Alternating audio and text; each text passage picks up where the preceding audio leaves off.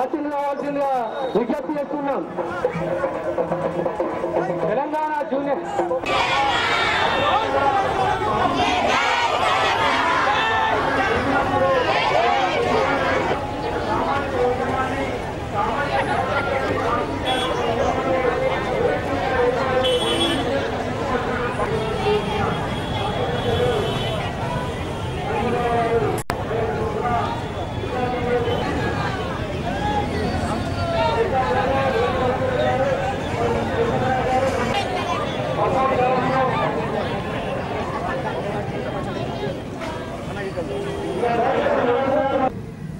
ఈ దీక్షను ఉద్దేశించి రాష్ట్ర పెన్షనర్ల అధ్యక్షులు సంక్షేమ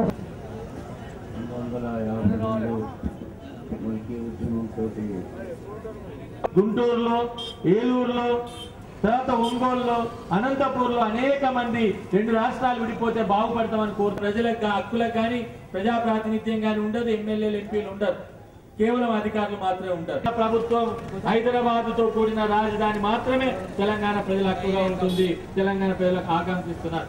వీళ్ళు ఈ విధంగానే చేస్తే ఖచ్చితంగా హైదరాబాద్ మాది అని నిరూపించడానికి, హైదరాబాద్ మీద మా హక్కును మేము మరొకసారి గడ్డ మీద జెండా పాతి నిరూపించుకోవడానికి సిద్ధం. నిర్ణయం తీసుకునే హక్కు లేదు, ప్రజలకు మాత్రమే హక్కు ఉంటుంది అంటున్నారు.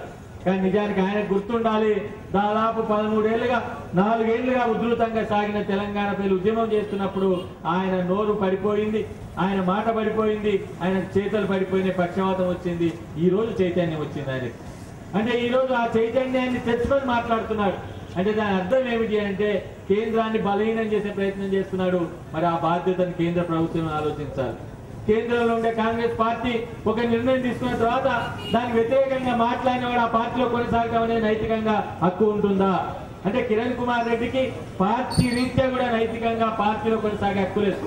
రెండోది, కేంద్ర ప్రభుత్వం ఇప్పటికే పార్లమెంట్ లో ప్రకటించింది, అదేవిధంగా చిదంబరం ప్రకటన వచ్చింది. అటువంటి ప్రభుత్వంలో కొనసాగే హక్కు కూడా కిరణ్ కుమార్ రెడ్డికి నైతికంగా హక్కు లేదు అనే విషయాన్ని మనం గుర్తు చేయాల్సిన అవసరం ఉంది.